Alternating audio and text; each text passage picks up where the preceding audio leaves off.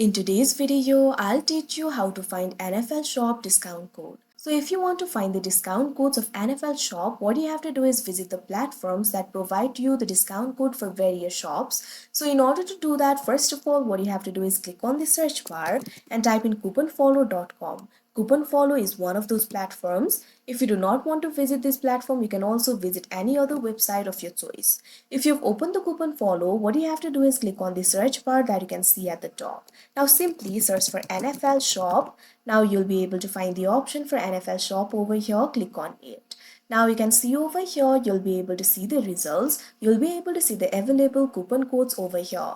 You'll be able to see the discount codes for $10 off, 35% off, 14% off, 25% off, etc. Find the coupon code of your choice. Once you do that, click on this option, show coupon code, that you can see on the screen. Once you do that, you'll be redirected to the new tab.